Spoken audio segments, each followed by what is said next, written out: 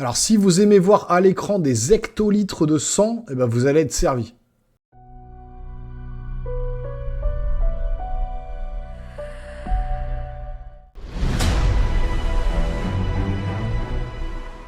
Bonjour les amis, bienvenue sur la chaîne. Aujourd'hui, on va parler du film Abigail qui est sorti ce mercredi 29 mai dans les salles françaises, mais que vous retrouvez facilement sur le net ou en streaming. Et le film est réalisé notamment par le réalisateur qui a fait dernièrement les Scream, hein, le reboot de Scream, Scream 6, et qui va réaliser bientôt Scream 7. Donc c'est pas des chefs-d'œuvre, hein, j'en conviens, loin de là. Hein, le Scream et le Scream 6 c'était quand même un peu des bousasses, quoi, faut le dire. Mais là, j'avoue qu'il y a une petite partie de moi qui a apprécié le film sans non plus crier au génie. Et comme je vous ai dit en introduction, si vous aimez les hectolitres de sang, si vous aimez le gore puissance 1 milliard, vous allez être servi parce que côté gore et côté hémoglobine, waouh, on est servi des seaux de sang à l'écran, ça gicle dans tous les sens, c'est du grand n'importe quoi. Et le film est campé par une Alisha Ware, donc l'actrice principale, la jeune fille, qui porte le film à elle toute seule, franchement, puisque les antagonistes ou les protagonistes du film sont tous un peu plus bêtes les uns que les autres, et bon, au niveau du jeu d'acteur, c'est pas super, mais c'est vrai que la jeune fille se démarque un petit peu dans son rôle, justement, de fille en tutu, comme ça, qui fait de la danse classique. Alors, je vous préviens tout de suite, ça va être du full spoiler dans cette critique, parce que je conçois mal de faire la critique sans parler de ce qui va se passer, parce que c'est un peu compliqué, donc si vous n'avez pas vu le film, bah, ne regardez déjà aucune bande-annonce si c'est le cas, et quittez la vidéo, allez voir le film, et revenez ensuite sur la critique pour voir justement la fin de la vidéo, et puis peut-être venir commenter un petit peu, et puis pourquoi pas également vous abonner à la chaîne, activer la petite cloche et le petit pouce pour me soutenir, ça fait vraiment plaisir. Et bah voilà, c'est full spoiler, je commence. Le problème de ce film, comme je vous dis, c'est les bandes annonces et ce qu'ils ont montré à l'écran. Le problème, c'est qu'en voyant la bande annonce, ça dévoile l'intégralité du film et surtout le twist que si vous n'avez pas forcément regardé les trailers, eh ben, vous pouvez vous dire, waouh, je m'y attendais pas, un petit peu à l'instar du film Une nuit en enfer, qui à l'époque, quand il était sorti, ils avaient mis des bandes annonces, mais ils n'avaient pas montré la deuxième partie du film, hein, parce que le film est vraiment en mode, ça part sur un thriller, c'est un peu course-poursuite, etc. Ça finit dans un bar, et là, le film change complètement de ton. Alors, si vous n'avez pas vu Nuit en Enfer, je vais pas vous spoiler ici, mais c'est pareil, allez voir ce film, c'est juste génial. Mais ça part dans un délire complet, et là, on est exactement sur le même style. On est un peu sur une Nuit en Enfer 2, hein, clairement, c'est un peu l'idée. Un groupe de personnes, donc qui ne se connaissent pas, un petit peu comme la Casa de Papel, quoi, hein, qui vont enlever une jeune fille lors d'une représentation de danse, qui fait de la danse classique, la jeune Alisha Ware, hein, qui joue le rôle d'Abigail, qui va être enlevée, séquestrée un peu dans son domicile, dans un grand manoir qui me fait penser clairement au manoir de Resident Evil. Donc ça fait un peu lugubre, un peu flippé comme ça, avec beaucoup de pièces, beaucoup d'endroits un peu cachés dans la maison.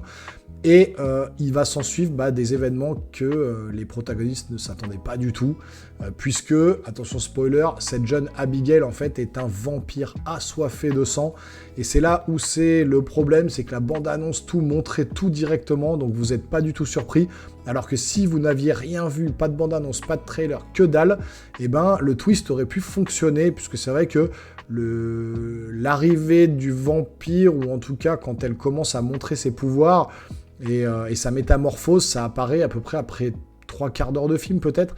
Donc pendant 45 minutes, on est vraiment sur un style d'enlèvement avec des morts à l'écran qui apparaissent, notamment une mort où vous vous dites mais qu'est-ce qui s'est passé? Mais effectivement, en voyant les bandes annonces, vous savez très bien que c'est la petite fille qui est un vampire et qui va tous les bousiller un par un. Donc effectivement, c'est très très gore pour le coup. Là, il s'est lâché en termes d'hémoglobine. Il a balancé la sauce, des têtes coupées, des bras arrachés, des jugulaires complètement arrachés, des morceaux de peau, ça pisse le sang, les mecs explosent. C'est vraiment n'importe quoi. Enfin, franchement, quand vous voyez le truc, vous êtes là, waouh, mais qu'est-ce que c'est dégueulasse. Donc effectivement, faut s'attendre à voir ça à l'écran, hein. Si vous aimez pas le sang, la vue du sang, ce film n'est pas fait pour vous. Après, comme j'ai dit dans ma miniature, c'est très gore, mais c'est surtout comique en fait. On est sur du comico-gore, j'appelle ça un peu comme ça. C'est-à-dire que voilà, il va y avoir des punchlines un petit peu comiques comme ça qui sortent un peu du contexte, avec cette jeune Abigail qui est complètement déjantée, qui va faire des pas de danse pendant qu'elle élimine ses ennemis un par un, qui va danser avec un mec qui a la tête coupée, elle va danser avec le corps d'un gars décapité. Enfin voilà, on est vraiment dans le côté très comique. Tout le monde va se séparer, on fait 2 groupes de 2, on se sépare pour retrouver un fusible pour allumer la lumière. Enfin, c'est du grand n'importe quoi, les idées sont complètement loufoques, mais en fait, c'est ce qui fait un peu le sel du film, c'est-à-dire que le film ne se prend pas du tout au sérieux. On est vraiment sur, pour le coup, des effets spéciaux ou des maquillages en tout cas qui sont vraiment bien foutus. Le sang à l'écran est bien représenté, les dents des vampires, le visage, les lentilles vertes, les couleurs des yeux des vampires, parce que finalement elle va pas être toute seule à la fin, il y aura plusieurs vampires, c'est plutôt pas mal fait, donc vraiment les maquillages, le décor, l'hémoglobine, les effets spéciaux, c'est vraiment un point positif du film, c'est vraiment pas mal. Maintenant, faut pas s'attendre non plus à un chef-d'œuvre, c'est vrai que le film va surfer sur le côté comique un petit peu comme dans Une nuit en enfer, hein. Clairement c'est un peu le chemin qu'il prend. On n'est pas du tout sur un Scream, même si dans Scream il y a des punchlines un peu comiques. Là on est vraiment sur le côté horrifique, mais qui va vous faire sourire à plein de moments dans le film. Voilà, ça se prend pas du tout au sérieux, ça fait pas peur du tout, il y a très peu de jumpscares. Et puis, voilà, les protagonistes du film sont tous plus bêtes les uns que les autres. Franchement, encore une fois, hein, à chaque fois, ils doivent se séparer. Ils ont des idées complètement idiotes pour venir à bout de cette vampire qui va les malmener dans ce manoir complètement fermé, du coup, puisque on va se rendre compte qu'elle a fait exprès de se faire enlever pour pouvoir, entre guillemets, jouer avec la nourriture. C'est ce qu'elle dit dans le film, pour, tuer les humains et puis s'en donner à cœur joie. Donc voilà, le film dure 1h45, je crois, un truc comme ça. Donc voilà, ça prend un peu son temps au départ, il y a 45 minutes de mise en place, et puis ensuite ça charcle dans tous les sens, ça se prend pas au sérieux. Donc voilà, si vous voulez un film léger comme ça, avec vraiment, hein, pour le coup, des hectolitres d'hémoglobine, hein, quand je le dis vraiment, c'est que à l'écran, c'est... putain, ça gerbe du sang, ça explose du sang, c'est n'importe quoi. Enfin, franchement, là, c'est la totale en termes d'hémoglobine. Je crois que avec Evil Dead, le remake de 2013, là, où à la fin, il y a la pluie de sang qui lui tombe dessus, je crois, ou même le Evil Dead Rise, le dernier, là, qui est sorti au cinéma, qui était juste nullissime, je pense que on n'est pas loin du film où j'ai vu le plus d'hémoglobine à l'écran. Donc bon, vous savez à quoi vous attendre en allant voir ce film Abigail, un film d'horreur qui se prend pas au sérieux, qui est comique, avec beaucoup de sang, beaucoup de violence à l'écran, mais ça vous fait plutôt sourire. Donc voilà, si vous voulez passer un moment léger, n'hésitez pas à aller voir ce film au cinéma, où vous le trouvez également sur le net facilement. Ensuite, revenez dans les commentaires pour la machine YouTube, me balancer le max de commentaires et me dire ce que vous avez pensé du film.